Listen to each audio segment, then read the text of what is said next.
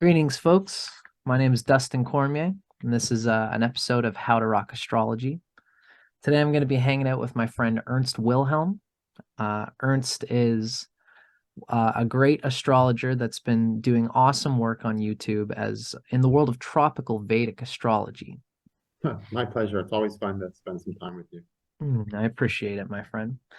So, today, I have brought you here today, Ernst, to talk a little bit about eclipses. Now, whenever you have some great eclipse videos that you put on your channel, my interest here was to kind of scratch out a little bit of the layman's understanding of what it is that you are transmitting when you talk about eclipses. Now, to give it short thrift, I'm going to kind of unbox this a little bit, but essentially, I've always been wondering what you mean when you talk about how these eclipses have like a 1500-year cycle, where the present eclipse that happens in today's time seems to resonate with another eclipse chart that you've given from some of them are from 1000 AD, and there's another one from 600 AD. So, just to unbox this a little bit, I've made a few little pictures to kind of show what I'm talking about. It almost seems like there's some concentric rings of phenomenon with these eclipses. There's the what you call the foundational eclipse chart, which can span around 1500 years. It seems to me that there's another possible 18.6-year chart cycle. It might be signaling either the manifestation through Rahu or termination, Ketu, of some kind of karma. And then there's the present day cycle, a state of manifestation for both the foundational and 18.6-year cycle. Essentially, this is an example of what I'm kind of getting at. In your recent solar eclipse video, you were talking about the solar eclipse on the south node. And this just recently happened, I believe, on October 25th, 2022. You gave, I kind of sketched out the chart here of this recent eclipse that we've been experiencing. Now, about 18.6 years ago, there was a similar South Node eclipse in Scorpio. There was one actually in November 13th, 2004, and then another one the year before that in 2003. I'm not sure of how this middle one fits, but what I would like to first ask you about is the nature of what you call the foundational eclipse. Okay. Yeah, a couple things I want to explain. First of Please all, do. um, so Rahu and Ketu take 18.6 years to travel around the zodiac. Hmm. Okay. Now, the eclipse cycles happen every 18 years, 9 through 11 days. Nine Okay. through Now, 11 I days. always, half the time, I end up saying 18.6 years because I'm so stuck on the 18.6 year number Okay. from all the Rahu Ketu courses. Hmm. But it's actually eclipse cycles. The eclipse repeats itself every 18 years, 9 to 11 days. And that 9 to 11 day variation is depending on the amount of leap years we have at that time, Oh, within that 18-year cycle. So got you it. want to say about 18 years, 10 days. Okay. Now, what's interesting about that is that every eclipse will happen 10 days earlier. So like in 2004, you had an eclipse on like November something. About the And then 13th. this year's eclipse was about 10 days earlier on Right. October 25th, right? Right. So the next cycle in 18 years will happen around October 15th. Got it. And that'll be the cycle of this. Now, one thing that's interesting about that, that means that the eclipses travel backwards one drachana at a time on the average. Hmm. And so one thing we can actually use to determine different effects of eclipses is we can, in a particular cycle, is we can see what drachana the eclipse is in, Yeah, the D3 which chart. is the 1/3 division. Right. Okay, so that's just a little tip to throw out there for people to Cool. start using. Okay, so um, so that's how the eclipse cycles go. Now, like I said, now what makes them the cycle is your big question. What creates a cycle that Hmm. starts at this foundational eclipse? Okay, so the way eclipses work, an eclipse cycle starts at the North Pole or at the South Pole. So it starts at one of the poles. And when that eclipse happens, it's usually about 18 degrees from the Rahu or Ketu, because eclipses happen at Rahu and Ketu, right? Right. So the furthest an eclipse can happen from Rahu or Ketu is about 18 degrees. Got it. So when it happens at the North Pole, it's happening and what I mean by North Pole, it's visible at the North Pole. Okay. Okay. Which means we're not going to see it down here in America. Gotcha. Okay? But Yeah. the North Pole, they're seeing their frame of reference of the sky is totally different. So they'll see an eclipse up there. We won't see it here. Okay. And it's a partial eclipse, which means it's barely an eclipse. I mean, the sun is just brushing the moon, or the moon is just brushing the sun. I mean, in fact, it could be so partial you might not even notice it. Right. Okay. So it's an extreme partial eclipse. It's just barely enough to be called an eclipse. And that happens at the North or South Pole. Then 18 years, about 10 days later, there's another eclipse that's a little closer to the equator and about 30 to 60 minutes closer to Rahu or Ketu. 30 to 60 minutes. So instead of the first one's about 18 degrees, the next one's going to be 17 to 17.5 degrees away. Gotcha. Okay. Thank you. And the eclipse is a little closer to the equator, which means it starts becoming visible at lower latitudes. Okay. So that means that in America and closer to the equator, eventually it'll become visible. It won't be visible that year, but it's moving towards the equator, towards more and more visible by more and more of the landmass, which, you know, by more and more people. Okay. Right. Now, whether it's visible or not, it has an impact. But eclipses that happen that are visible to a country have a bigger impact on the global events for that country, or the world events for that country. So if they see an eclipse in China and we don't see it here, say North China, we don't see it here, it's going to impact North China more than here or Mexico or whatever. Okay. That makes sense. But really, the eclipse really does impact the entire world. Right. Okay. But if you see the eclipse, if the country sees the eclipse, if it's visible from there, it does have a bigger impact. Okay. And also on those people. Okay.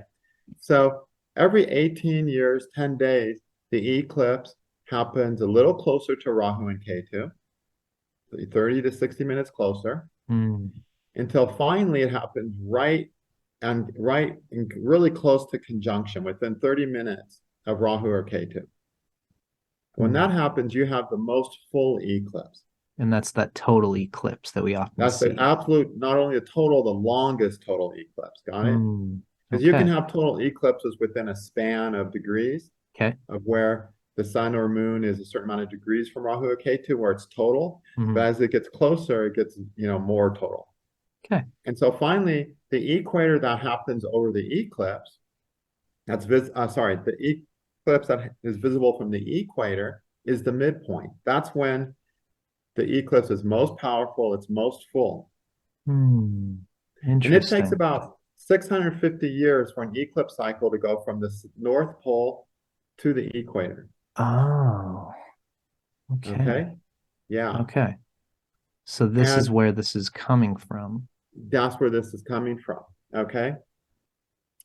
Then while this is happening from the North Pole, an eclipse going down, it gets to the equator, at which point the eclipse is closest to Rahu or Ketu. At that point, the next eclipse, another 18 years, 10 days, is 30 minutes to 1 degree further from Rahu and Ketu. So now it's going down the equator. Now it's going south. Now it's going south. One eclipse at a time. Right. And by the time it gets to the furthest, the last eclipse is where it's barely eclipsed again. And again, the sun or moon is going to be about 18 degrees from Rahu or Ketu at that point, from the nodal axis, let's say. That's the end of the cycle. So the eclipse, just like the moon, has a waxing and waning phase. Right. From the first eclipse being very, very waxing, or very, very waning, you know, very dark. Gotcha. Well, very light, let's say, right? Because an eclipse that's partial is very bright, and eclipse that's full is very dark, right? And it's dark. Gotcha. You can't see it. So the eclipse gets larger and larger and larger and larger until it's a full-on eclipse. And then it gets more and more diminished until it's a partial eclipse. takes about 650 years to go from North Pole to equator, Mm-hmm. and another 600 years to go from 650 years to go from equator to South Pole. So Is we're there a looking at an eclipse difference? cycle about 1300 years. Right, right. And is there a Okay. difference between the North Pole and the South Pole? No, and no, there's these eclipses that start north and travel south. And then there's also at the same time, there's an eclipse that starts south and moves north. Now, this I think was the next thing that I was going to kind of Yeah. start to ask you. I'll And let you finish. Yeah, there's about 19 to 21 eclipse cycles happening from the north to the south, and then from the south to the north. So there's like 42 eclipse cycles happening, at the moving down same. from the south to the north at any given time. Okay. So Wow. we're That constantly getting bombarded by lots of concentric. cycles, lots of Right. eclipses, a lot of cycles. Every year we get a little more than two eclipses because an eclipse Mm, happens a little less than 6 months. So we'll have two eclipses a year, and then every once in a while we'll have three eclipses in one calendar year. Okay. mhm, So in an 18-year period, we get a few more eclipses than 18 mm. in one direction because half of them are coming from north to south, the other half are going from south to north. So we have about 21 eclipses happening in each direction. So that's about 42 eclipses happening, cycles active at any time. I mean, Wow. that's huge when you think about it, to understand that, wow, we're undergoing 42 cycles, Yeah. in our lives at all times. And these cycles are coming and hit every 18 years, we repeat the cycle. Right. So after about the 18 years, Mhm. uh, you know, is the, I showed you this little example here of this picture where Mhm. we've got the present day solar south node eclipse. Then we've got the 18 and 10 or so days uh behind, like previous to that. And Yeah. then we've got another foundational eclipse. Yeah. And the foundational eclipse is that first eclipse in the cycle. So the one, Mm-hmm. if for a cycle that's starting at the North Pole and traveling south, Got it. it's that first very partial eclipse Got it. right there. Okay, Okay. so that's the and is that going to either start on the north or south pole kind of arbitrarily? Well, there's always one starting every year or at the beginning of every cycle, there's always one they start at both. Mm-hmm. Depending on if we're dealing with Rahu and Ketu and where the sun and moon are and all that stuff. So Mm-hmm. when they start, there's an equal amount that start at the north and an equal amount that start on the Gotcha. south pole. Okay. Now, Okay. Ernst, this does lead me to another question or another figure that I would have liked to show here. Now, you're blowing my mind, and I love that you always do. I wanted to show this. This is a simple picture because I thought maybe I saw your last three eclipse videos, and it was basically we had the recent solar eclipse of the South Node. You've also shown the recent lunar eclipse of the South Mhm. Node, and you showed that the foundational date for the lunar eclipse stretched back to about 1680. Of the recent lunar eclipse of the sun being in Scorpio Mhm. and the moon being in Taurus. Now, when I looked at one of your previous eclipse videos, I believe it was a solar eclipse on the north node that would have happened when the sun was in Taurus of this year. And you showed that there was a foundational eclipse that stretched back to about 1390. Mhm. Now, this was me I was playing with the possibility that you would have four, because it would almost make sense. One for the solar eclipse on Rahu, one for the Yeah, lunar eclipse on Rahu, one for the solar eclipse on Ketu, and then one for the lunar eclipse on Ketu. Now, that's about generally the four that kind of get usually contained within a year. Um, exactly. That's what we have. Yeah. and it's The bet two so eclipse cycles. Yeah. right, right. So would it be better to say that within the 18 years and 10 days that typically happen, are all of the eclipses that happen through that, all like an entangled quantum quilt of separate Exactly. narratives? That's how you can look at it. During that 18 years, you've got about 42 different eclipses Got it. happening. Got it. So within the 18-year period, we're getting impacted about 42 times if it hits us in a significant way. Hmm. I mean, it lands on a planet or point or house cusp. Mm. Planets I find to be the most powerful. And the closer to the planet, the more powerful. Different people notice eclipse differently. Right. If the eclipse is more than 10, 15 degrees away, I don't doesn't really impact me. Hmm. But I know people, I've seen people with an eclipse, 20 degrees from a planet. It's like, boom, they feel it. So you want to pay attention initially until you get a feel for, how easily moved a person is by eclipses. Definitely. How, if it's in the sign of whatever sign it's in, whatever house cusp it's in, whatever it's sharing a sign with, whatever planets it's sharing a sign with, to pay attention to it For sure. and Certainly. and watch what happens. Yeah.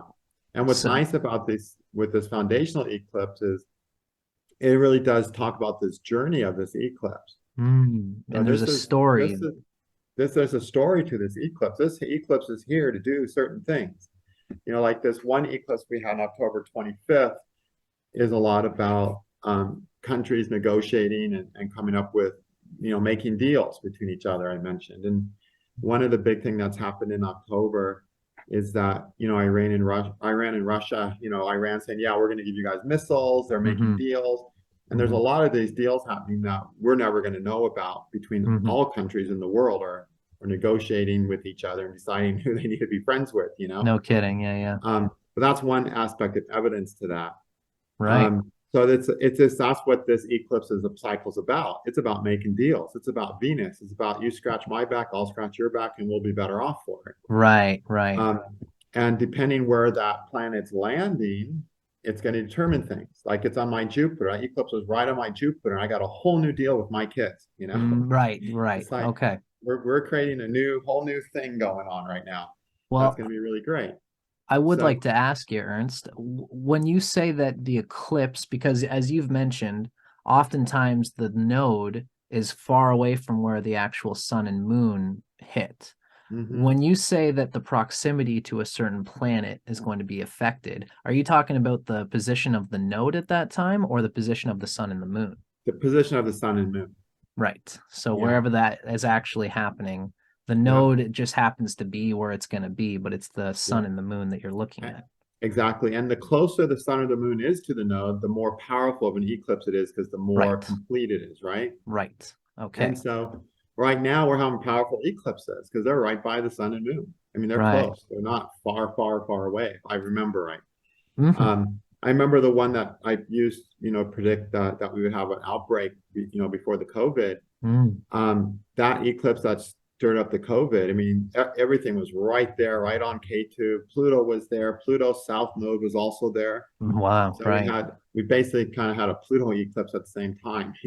I kind of mentioned that, and that's something I've been Yeah. interested in is Plutonian eclipses, especially when it's Yeah, in that's something I Capricorn. want to put in the Kala actually, is just the nodes of all the planets. So we can start Cool. calculating eclipses of all the planets. And I think they can really stack up like they did for the whole COVID event with the standard eclipse.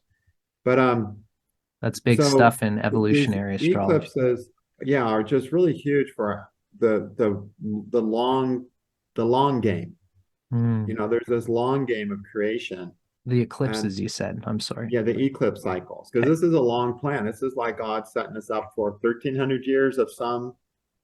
Some narrative, Yeah, and he's got, you know, 21, 21 north and 21, 42 little strings puppet attached to strings. this little puppet called Earth. Right. Cool. And these eclipses are like 42 themes that are coming through life over a period of multiple years. Each theme is 1300 years, but they don't all start on the same year and end at the same Hmm. year. They're overlap. So And they one all theme ends, different another one times. comes in.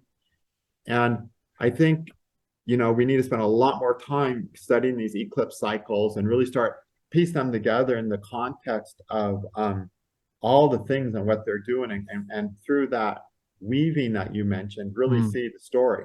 Because Right. this this is the most significant part of the narrative.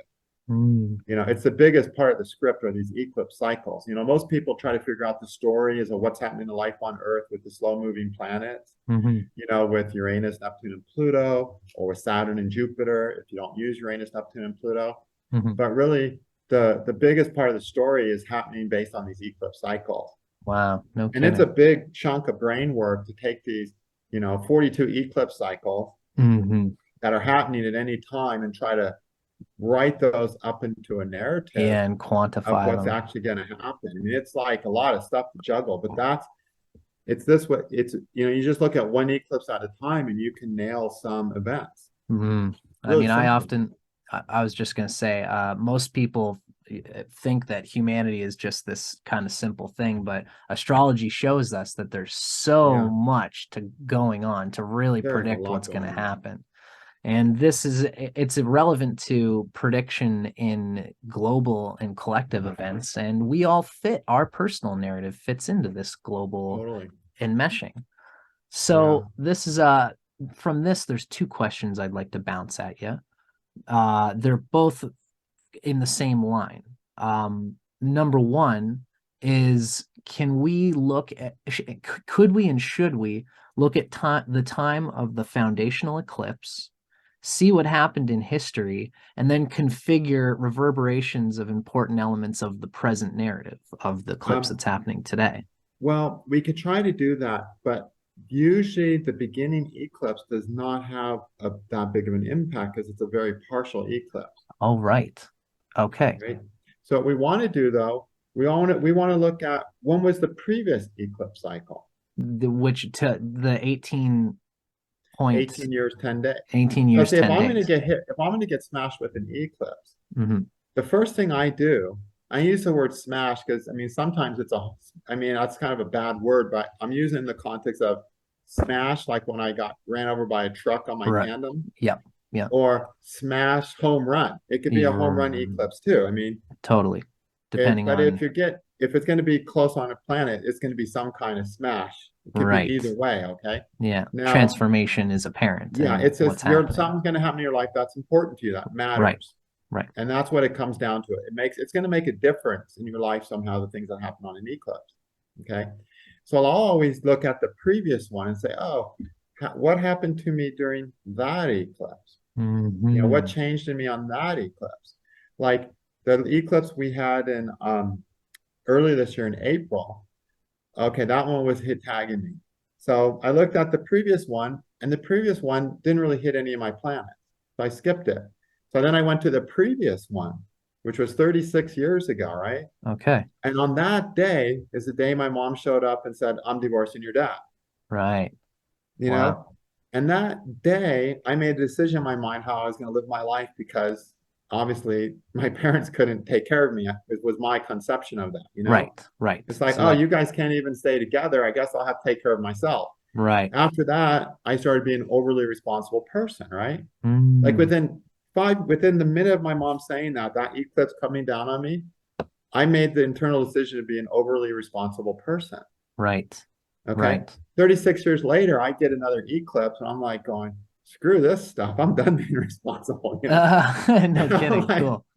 and I'm like, it totally shifted my consciousness and it actually made me, brought back that memory of, oh yeah, I remember that. It was like a wall went down and I just said, this is how it's going to be. And I'm kind of sick right now. I got really sick on that eclipse this Hmm April because I was just taking on more responsibilities than really I needed to. And it was Wow. like that eclipse 36 years later was like, hey, dude. And that eclipse was an eclipse that was about one's um, relationship with authority and who's the hmm authority, what does the authority provide? hmm So my parents were the authority, they were providing security. I decided they couldn't provide security. So I was going to Hmm. provide my own security and become the authority, you So know? that is amazing, and I would like Yeah. to ask, it seems to me that you've got that precedent set for this, was it the March one you said, or April, I think it Yeah. was, of So this year? it's all part of the same thing. It's all about authority, who's in charge, and authority is the responsible person. Authority Hmm doesn't mean I'm I'm the master and you're the slave. Authority means I'm the responsible person here ultimately, no? Right, right. Um, Are you I have getting the that authority from the because I'm responsible for everything that happens here. Like at a Mhm. company, the manager is responsible because he has authority there because everything that happens there lands on his shoulders, right? Right, for And he sure. gets punished for it or gets a raise for Yes, and it can go good or bad for it. sure. Yeah. Are you getting that theme, relating it to authority? Probably not because it was in Taurus, but because that was what was in the foundational. That was it was in the foundation eclipse. Exactly. Got it. Okay, Okay. got it. So that foundation eclipse is like a whisper of this The is what we're themes. moving towards. Gotcha. And then the biggest impact of that, the culmination of that, is at that most full eclipse at the equator, 650 years later. Right. And Right. that's so it's building up to that, getting bigger and Okay. bigger and bigger until it hits home on that one. Right. But that most partial eclipse, that's an extremely important eclipse. Yes. Yeah. That's like, the full moon eclipse, let's call it. It's where Mhm. the eclipse is full Right. versus the new eclipse where the eclipse is partial, like when the Okay. moon is partial. Cool. Very Now, cool. just as in India, how they take the new moon and they calculate lunar months, some parts of India take the full moon and calculate lunar months from full moon to full moon, right? Oh, cool. They're both important points. So Right. with the eclipse, we really need to start finding that culmination eclipse, which is something I've been a little lazy about because you can't just look it up. Hmm. You have to kind of dig a little bit and calculate it. And feel But out. it's not that hard to do. Once you see it start coming close, once you see that, oh, Rahu and Ketu are really close, within 2 degrees, then I'll say, okay, when this might impact me in my lifetime. Hmm. So then or in this person's lifetime. Right. And so then Right. I'll say, well, when was the culmination eclipse? Was it 2 cycles ago? Was it 2 cycles from now? And I can just calculate out the next eclipse, see how close it is to the node, and find the one that's closest to the node. And then I know that's a culmination. And then we want to look at that chart too, ideally. When you are doing your own personal eclipse research of for yourself and for the study that you often give on your channel, do you just simply look on, you just usually do an annual one. You'll say, this one is a kind of, they're far away, they're not that big a deal. And then sometimes you'll say, this one's going to be an important one. And it's because the sun and moon are close to the node at that time. Would you generally recommend do you look for eclipses that have this proximity, which means the chapter is coming to that intense narrowing and closing? Yeah, I mean, those are going to be bigger ones, but really, I look for any eclipses where there's a lot going on. Planetary wise. So if there's an eclipse and you got a planet conjunct the eclipse point, like Mm, in the same sign as the eclipse, and especially the closer it is, hmm. that's a more powerful eclipse. Right, right, Because, right. like, say, like Venus was part of this last eclipse. Hmm. Hmm. It was right in there. In the foundational eclipse, Venus was part of the eclipse. Uh-huh. So I know, wow, this is going to be a major Venus eclipse. Okay. And It's going that's to be more important. that Now, and correlation. after that, I look for a proximity Okay. because you can kind of say the more planets that are strongly involved with the eclipse, then the more things are being impacted in a significant way. Hmm. So first, I want to see what's getting impacted, right? Hmm. Hmm. Then Yeah. I want to see if there's any repeat themes between the foundation eclipse and the current eclipse. Cool. This is If I so see repeated clarifying. themes, oh yeah, it's going to be way bigger. This is one of the more important ones. And then I want to see how much force is there. Hmm. Okay, like how hard is the smash to the home run or the smash into the ground going to be? I look for proximity of planets to the eclipse on proximity of the sun or moon to the Rahu Ketu axis, to the Itself. nodal axis. And they're both really important. Yeah, because that gives it the power, but the widespreadness of what it's impacting, and if there's repeating themes, I just look for what's going on with the planets. Yeah, That's the place to start because yeah, that's how you analyze it.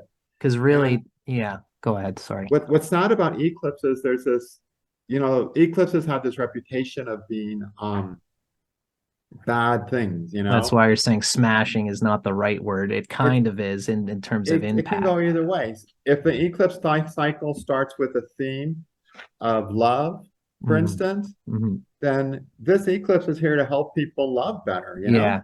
I totally see that. And sometimes during that cycle, there'll be an eclipse where you've got Venus with the eclipse again, but now Saturn is there and Pluto is there. Well, that's going to be an intense experience to learn to love better Mm. with possible loss. Right. But it's still carrying that theme. For Whereas if you sure. get a theme, an eclipse that has a war and fighting theme starting, Mm, then yeah, this eclipse is going to be more troublesome or an accident related theme, whatever the mm, theme is. Um, but really, eclipses, when you think about it, you've got two eclipse cycles a year on average. mhm. And usually you have a solar and lunar one. So you've got like four eclipses Right. every year. Mhm. It's like I really have learned to start looking at a chart by looking at what eclipses are hitting the person. Yeah, totally. It's I like the totally first get thing I that. do because when eclipses hit the people, it usually it's usually what's revealing or creating whatever it's what's manifesting, it's indicating Mm, really the thing that's probably going to be most important in the person's life at that time. during Mm, that year. I remember one year I had one client, and this is why it really made me think, oh, don't ever make this mistake again. I had a client who, you know, had a rough year. I had mhm, a rough several years. And then I looked at all of her other timing methods. Everything looked pretty good. mm, I was like, don't worry, this year's going to be good. You got this, and you got this, and you got this. I didn't look at the eclipse, man. It mhm. was an eclipse for lost of loved ones. It comes and smashes her fourth house or mother or something, and her mom all of a sudden dies. Right. Right. And her mom's the only person who's only consistent, stable person in the girl's life. Gotcha. So her Yeah. mom dying is like 100 rugs pulled out from under her feet. Mm, And she mhm. was just left flattened. Right. And I was like, there was nothing that was going to make that year good at that point, you know? Yeah, yeah, yeah. I often think about the difference between no matter what's going on astrologically, Mhm. there's still a material reality that has its own reality. And I find that eclipses tap into the Oh yeah, material sphere more they, than, they they really do. They change our lives in real ways, mm, you know, mhm, and the things that they're triggering generally, I think, become the most important things that year, mm. you Now, I know? would like to ask you, Ernst, when you are researching these eclipses in this way, like for example, I mean, I'm sure we can all just be happy knowing that you are going to just keep spinning this wheel for us on your channel. But I would ask out of curiosity, for the sake of, for example, myself as an astrologer, if I'm trying to see the themes of an eclipse that's coming and try and correlate it to the foundational eclipse. How do you chase the foundational eclipse? Do you like Okay. go back? Well, a couple things. First of all, there's this book. It's called The Eagle and the Lark Hmm. by Bernadette Brady. Okay. She's a Western astrologer. This book was published, good to see when it was published, I think in the 80s. Actually, Cool. 19, um, where is the copyright on this thing? Hmm. No rush. 1992. Okay. 1992. And this is a book on Western astrology. It mostly talks about transits and secondary possessions, which are what bread and butter of Western astrologers. Yep. But then it has this whole section on eclipses and the cycles of eclipses, which are called the Saros cycle. Okay. Okay. And what's great about this book, she has an appendix where she gives the eclipses. Wow. Okay. Hmm. And she gives the eclipses with the number like 15 south. That means it's a south, the eclipse is the 15th eclipse that started south. That's in existence. Wow. And eventually this eclipse will end and a new 15 south will start. So when one 15 south star ends, a new one starts. Isn't that cool? That's amazing. That's Yeah. truly amazing. And best of all, in another appendix, she has the effects of all those eclipses. Like if we look Whoa. at this last one, let's see. Okay, this last one on this was the October 25th one, Mm-hmm. if I remember right. Mm-hmm. She says there's a Pluto Mars. This is a foundational eclipse. She goes, there's a Pluto Mars opposition, and the eclipse is conjunct Venus, with this conjunction sitting on the Uranus node midpoint. She uses midpoints. Okay. This eclipse series is about being forceful and taking power. It has a manic flavor about it, with great force or strength manifested in the relationship area.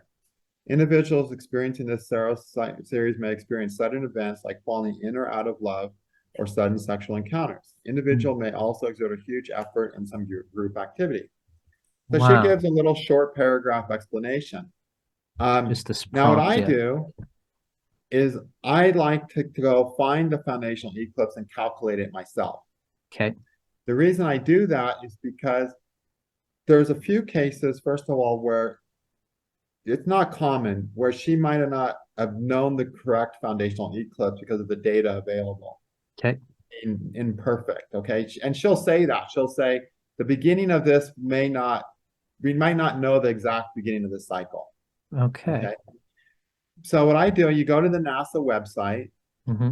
and on the NASA website, you can find all the eclipse cycles, and they'll tell you, they number them. Like they number the eclipses, and when the cycle ends, they throw that number away and start a new number. Okay. Do they use this numbering, like how she, as an No, they don't astrologer? use the north south, the 7 north Yeah. and 6 south. They don't Okay. use that numbering. They'll just say eclipse one cycle 124. Gotcha. Okay. Gotcha. And so it's really the way NASA presents it, it's like kind of like, really, can't you just say 6 south? Yeah. Yeah. Yeah. Yeah. So, it's like, and when an eclipse cycle ends, they throw out, when 124 ends, they're going to throw it away. And when the next cycle starts, they'll just take the next number in the order and use it or something. So Hmm. this is the cycles in order that they've ran. But what's nice, they'll give a very accurate date for the foundational eclipse. They give very accurate dates and times for each eclipse. So you can just type that time and date into your thing. Now, the eclipses are for, GMT, Mm-hmm. Okay. Greenwich Mean Time. Right. So 0 time zone. And also the old eclipses, I believe they give in the Julian date. We now use Gregorian dates. And so there's Okay. a difference of a few days. So some astrology softwares try to correct for those calendar dates. Kala, we don't do it. The reason we don't, because when they introduced the Gregorian calendar in the 1500s, some countries followed it right away. Some countries took 300 years to follow it. So if we try to correct it, and nobody knows which country really did it, there's not really good records of it. Mm-hmm. So by forcing the dates to get adapted at a certain year, when the Catholic Church said, let's use this, Right. it screw up dates in a lot of countries. Wow. So you have to you go online, figure out how to adjust the Gregorian dates, and then use that. The good news is about half the cycles are new enough that we don't have to adjust the Gregorian calendar for. Okay. So be aware, if you punch in a date of a first eclipse in the series, Mm-hmm. if it's not an eclipse chart, well, you need to adjust it within 10 days or so to get the eclipse chart. Right. So when you looked at that Eagle and the Lark book, you would see a certain given date for the foundation, and then she would have a thing Let that me says, remember if she gives the foundation. Yeah, she does give the foundation. I don't remember right now if she adjusts it for Gregorian dates or Julian dates. Gotcha. Okay. But you'll figure out real quick because you'll calculate it, and it it won't won't be be an an eclipse. eclipse. The sun and moon won't be anywhere real. They'll be really far from Rahu and Ketu. Right. So if They'll be I like was 60 degrees or so away. Okay. So if I'm using I could use anything. I could use Kala, I could use whatever. Yeah. I would input the figure for what the general foundational eclipse that the author gives, and then I would look at it, and if it was slightly off, I would just go a few days ahead or a few days behind until I get the eclipse that's given. And the time, as long as you've calculated for Greenwich Mean Time, will be correct. Should be correct. Okay. Okay, too. Just And the so that, days. It's just a matter of equal days. right. Now, And the reason I like to calculate those is because, Bernadette, she relies heavily on Uranus, Neptune, and Pluto. mhm, She relies really heavily on midpoints. mhm, I rely heavily on a lot of other astrology techniques. yeah, So I want to see the chart and arrive at my own conclusion. for sure. However, before I started calculating my own charts, I was like really shocked how good her Yeah, results were. I cool. mean, for the most part, they're very, very good. If Mm, I just want to miss something and I want to double check her results, but it's like sometimes some of her results aren't that clear, and especially when I want to dig deeper. mm, But I'll tell you, so many of her results have, I mean, 80% of the time they feel like spot on. right. So you don't even do that work, and you're going to do really good. And then 20% of the time, it's like you're just not really sure, Yeah. maybe. Mhm. But 80%, like really spot on. It's a really fantastic book. I really recommend it. Awesome. And Okay. it's Well, easy. that's, It's like it's easy. It's not hard, especially with the tables in this book. It's like it's really can be put in the Astrology for Dummies book, yeah, but it cool. does really amazing stuff that you Well, don't want to miss in your readings. and that's a wonderful prompt for, astrologers like us who are tropical Vedic astrologers to try and add our own ideas of what we can convey from the figures that she gives from her little prompt, Yeah, right? exactly. Yeah. Very good, Ernst. So I think if I had another question that I would like to ask, um, we've noticed that the eclipses, like for example, we had this recent eclipse. It was on October 25th. The one before this was off in the sense that it would have been in like November 13th. That's like 10 days off, like you said. So the eclipses are going back, and the themes are shared with the foundational eclipse. And the Mhm. theme of the last eclipse in this cycle, the one 18 years and 10 days ago, would be resonant with the themes, but it is moving. The previous eclipse is moving, and it's going to have different planets involved Not only different planets, but different signs. in different signs too. Yeah, Right. so it's about 10 degrees backwards. Right. And So there could be usually a you'll get one eclipse in each dracona of a sign. So three eclipses in a sign, and Mhm. now it moves on to the next sign. Right. Yes, that makes sense. So, with that being said, if we are trying to correlate a narrative for our personal growth and evolution as per what's happening in this eclipse, and we look at the previous eclipse, and we're looking for, I mean, I guess like you mentioned when you looked at the this eclipse of October 25th, you looked at the previous 18 years and 11 days, and you noticed that there wasn't much going on at that time. Yeah, Then you looked at the one previous to that, and it must have hit some important figures in your chart that caused exactly. the what happened with your Yeah, it was parents like splitting. within a degree of Venus.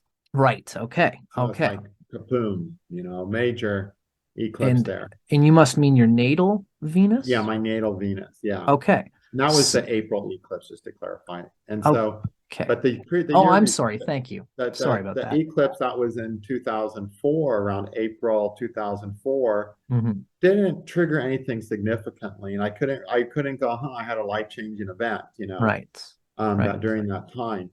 But then so I just went back to the next cycle because it's always going to carry a theme of The the theme previous cycle. Like as one time related. I had an accident. Okay. Mhm. I had a really bad accident, like fell 150 feet off a cliff. So you can Mhm. imagine the bruising and other damage. Right. And I instead of going to the hospital, I just went to the health food store and got some arnica homeopath. Cool. And I took that and I just healed amazing, and except for one thing that I eventually had to go get worked on because it was shattered, Mhm. you know. Yeah. But all Great. the other breaks and bruises, I was shocked how amazingly they heal. Mhm. Okay. And and that and I was not a big user of homeopathy during that time. I Mhm. mean, it's not like I used for stuff. I was just a tough guy that just dealt with most stuff. But Yeah. I figured 150 or 120 foot off cliff, hitting lots of things coming down. I should probably get some arnica, right? Yeah, yeah, yeah. Cool. So I got the arnica, and I was amazed at how fast I healed. During the same eclipse 18 years later, I end up throwing myself into the study of homeopathy. Cool. So I was like, wow, I had this theme of homeopathy, both eclipses, Yeah, and both connected to that that both same. there's this connection there. I had this amazing, and I never used homeopathy in that intermediary 18 years.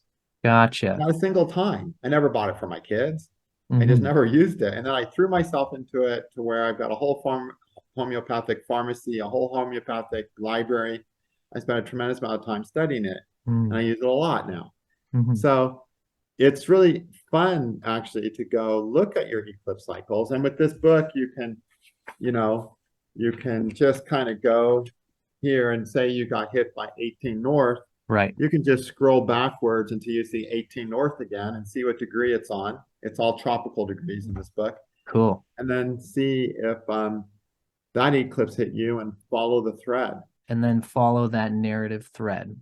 because that makes sense to me, Ernst. I guess how I see it is that ultimately the themes of this, the one that we're talking about, it is following the themes of the foundational eclipse. But like you said, even though every eclipse in that thread is going to be related to the foundational theme, not every eclipse is going to have shared planets of phenomena in that, which means it might not be that pertinent to you, Exactly. especially if it doesn't fall on any natal planets. But Yeah. if we If it see doesn't, something happening to us that's an eclipse, and we know that this eclipse is happening and it's touching important natal points, that's when we look at the foundational eclipse and we look at previous eclipses that we've experienced so that we can correlate anything that might have happened and see yeah. how this theme relates to what's Yeah. happening in the present chart. And here's the thing about eclipses, though. Eclipses are kind of where the programming gets rewritten. Mm. So like when my parents got divorced on that April 6th, I think, eclipse in 1986, I wrote a program of how I was going to be responsible. Yeah, right. And I was stuck with that friggin' program. I could not rewrite it until the Mm. next eclipse. So Yeah, see, the program you write for yourself. I mean, eclipse is where, think what's kind of happening is there's this chalkboard and you say, this is how I do this. This is what's important to me. This is what I love. This is what I never want to have in my life. We write that on this chalkboard on an right, eclipse. And when another eclipse comes around, we get to erase it and write something else. right. And Cool. we're living off that programming, whatever, For the for next 18 for years, the right? next 18 years. And 10 days. Right. So if there are not every eclipse radically shifts your program. Mm-hmm. Some eclipses sink a seed, and you go, I remember that. And every once in a while, you go, I like that time, and you haven't really Mm-hmm. embraced it fully. Mm-hmm. But it wasn't a strong enough eclipse to grow the seed, but it sunk a seed. Yeah. And then an eclipse cycle or two eclipse cycles later, all of a sudden you're fully living that seed. Because it was just the beginnings of the program was written, but not enough to put you on autopilot with that program. But we are rewriting our programming during eclipses. Mm. So Mm-hmm. that's, one of the reasons they say in India and stuff during an eclipse, just go on retreat. It's like, okay, go work on yourself, focus spiritually, rewrite your programming to be spiritual, right? Because there's some program that's coming through, then now is the one chance that you have to To really repaint the rewrite it. picture. Yeah. And of course, it's the program is relevant to the theme of the eclipse, though. Mm. So if it's Mm. not a spiritual eclipse, you can't really reprogram yourself, rewrite your spiritual programming. If it's a love eclipse or a relationship eclipse or a fighting eclipse or a fixed problems eclipse, whatever the theme is, you get to, you're going to adapt how you're rewriting, how you're going to rewrite how you deal with those type of themes. Right. Now, the thing is, it's not always a total rewrite. Yeah.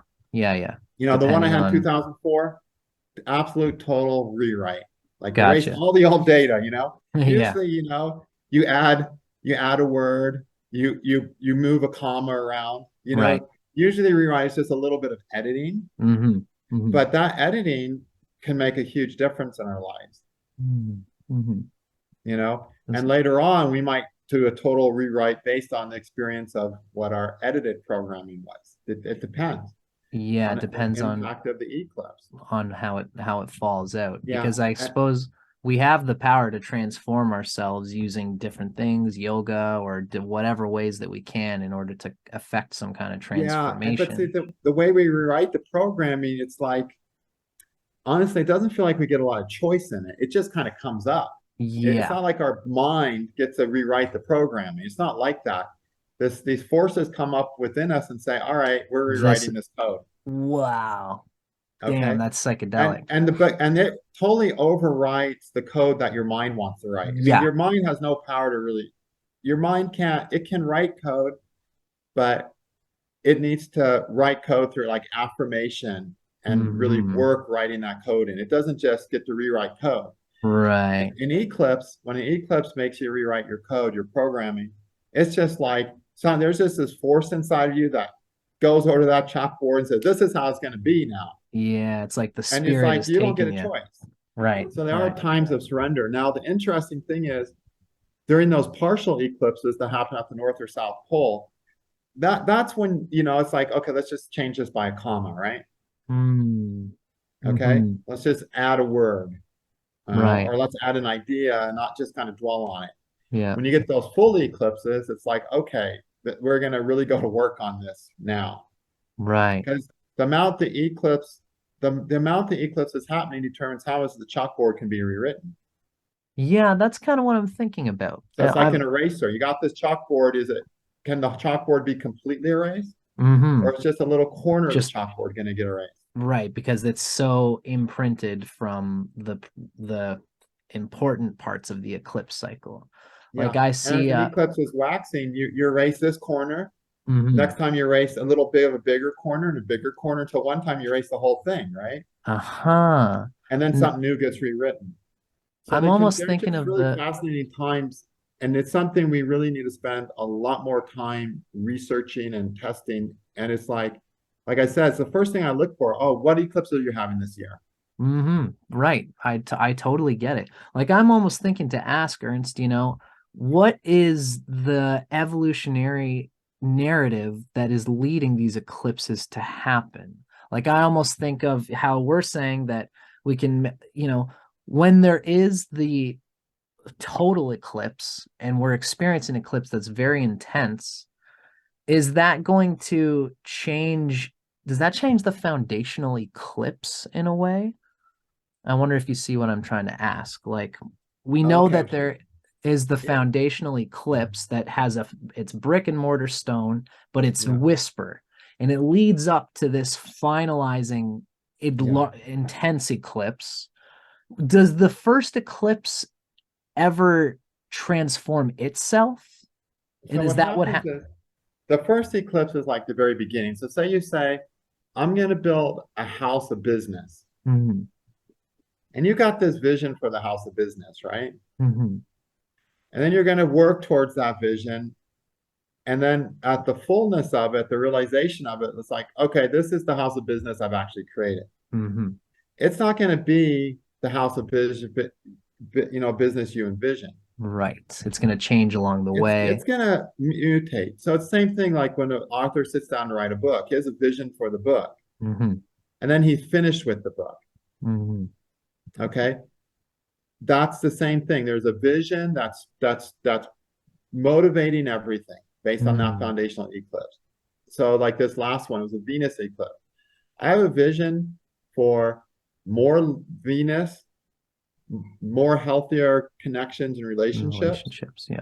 And because Mars is involved, I will kill whoever it takes to get to do that. Right. I'll do Right. whatever it I'll takes, fight. And yeah. Yeah. That's like that's the author's first idea. I'm gonna create a romance or a story of camaraderie and companionship and mutual love and care. And these characters will do anything to have them Right. and to live their to give their to um fulfill their commitment to that. Hmm. Hmm. Okay. And then what is that final picture? What actually when the novel goes to print, what's really in it? Yeah. That's the full moon eclipse. Right. The full moon, The the full, not the full moon, dimension. but the most Yeah. full eclipse chart. Yes. The total, the The most total. realization of that, exactly, And that's when the sun and the moon are as close to the node as possible, as as they're going to be the possible. closest one, the most.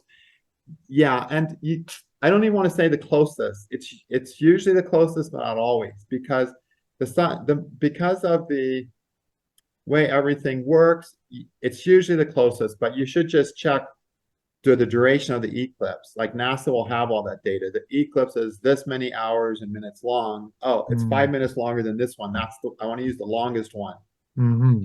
Okay. So I almost see, and thank you, Ernst. You've been very patient with giving me your time here.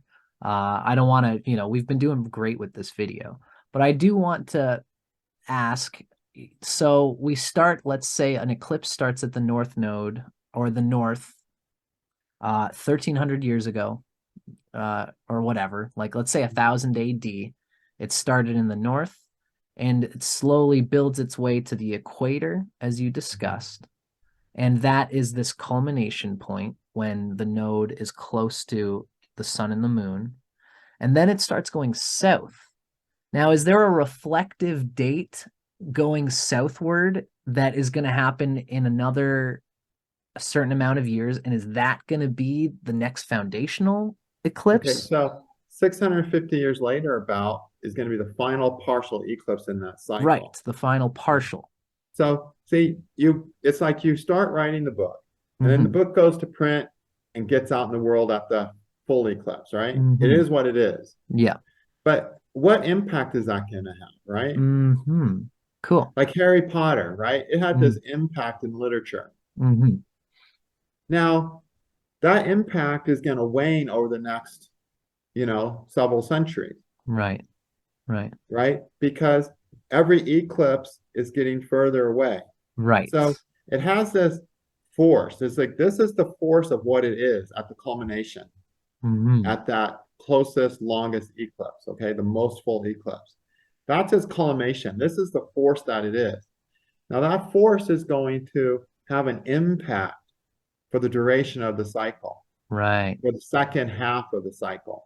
Kind of Gotcha. like the waxing moon. During the Yeah. waxing moon, we're hustling, we're saying, oh, I would like to see things happen this way. And it starts manifesting out of your consciousness, right? Right.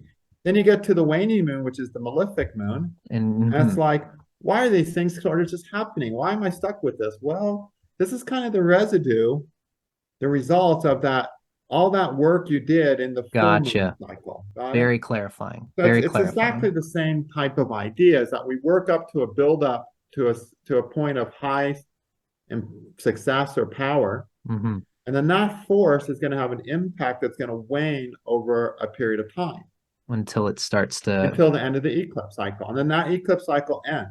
And right. at the same time, again, that one's moving from north to south, there's an eclipse cycle moving to south, from south to north. Mm-hmm.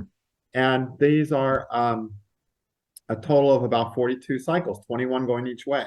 Gotcha. Gotcha. There's a lot of stories going on. In fact, Very interesting. And then once it hits the 21, that is going to be a date. So it's almost as if some you do have a eclipses final date. You can say, oh, this is the last eclipse in the cycle. would And you that can mean say, anything? okay, what's that?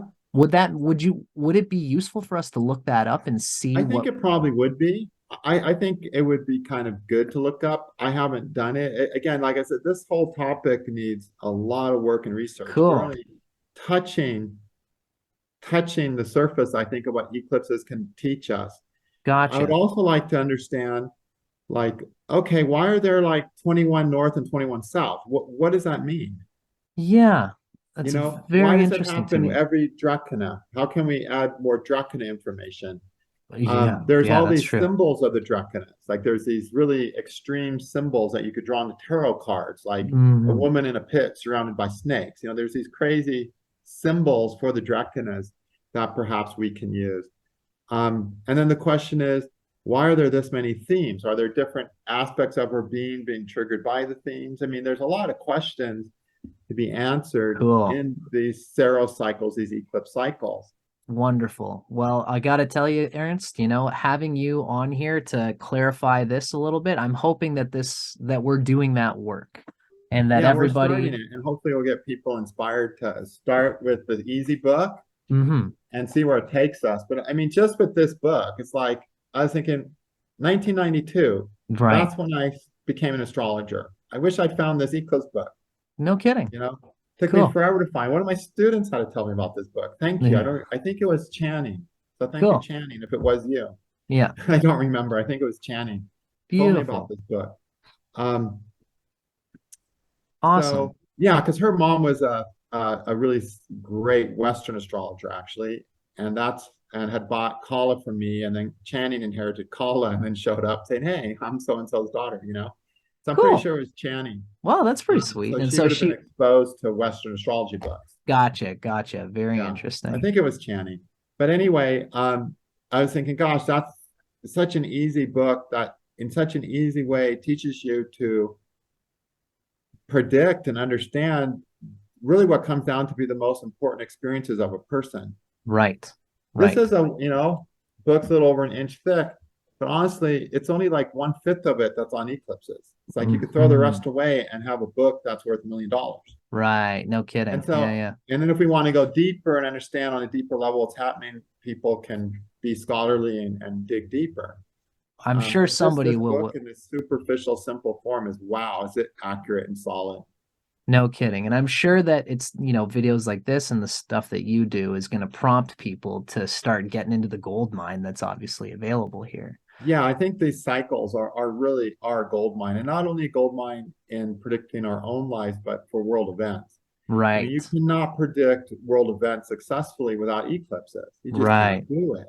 No kidding. You need to use the lunar New Year charts and eclipses as the primary tools, and you just need to. And then if you add this cycle information to the eclipses, the world predictions become much more clear because you know Very what the narrow. theme is.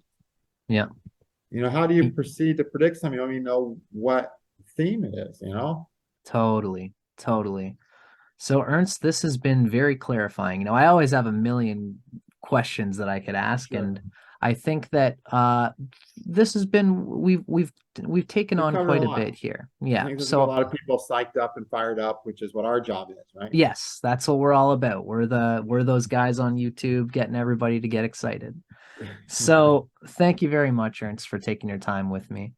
I think we'll call it a day for now. Yeah, for And sure. maybe I'd love to have you on again. We could talk more. You know, there's even like questions that I see being prompted relate to, you know, like how does a single person, because you're an astrologer, thinking of how to fit the narrative of a coming eclipse into like the coming eclipses for a year into the important things in a person's chart, because you can see that, you know, I would like to ask you this before we go.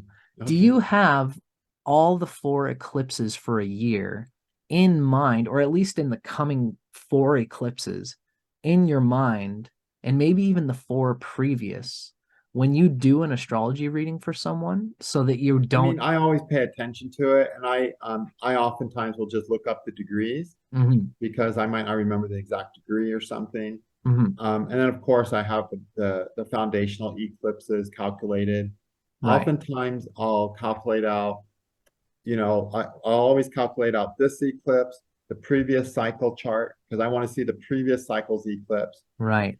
And sometimes, if that's not impacting the people I'm talking to, I want to calculate the previous cycle eclipse. So I calculate the eclipse cycles that are relevant to the chart I'm looking at. Depending on if Um, that's what they're asking you about too, because some people just come for a natal reading, right? no, So I like, mean, I wouldn't do a natal reading without knowing what eclipse a person's going to get hit by, cool, because I need to know if the planet I'm talking about is going to get triggered with an eclipse. right? And you mean Because with, say I'm doing a counseling session, it's about their mhm, Lagitatia Avashtas, and they've got, you know, a Jupiter with something going on, some Avashta going on, say it's starved, and I know they have an eclipse lining on their Jupiter. I know it's time to rewrite that starved program, right? right? So Okay, I really want to pay attention to that Jupiter now.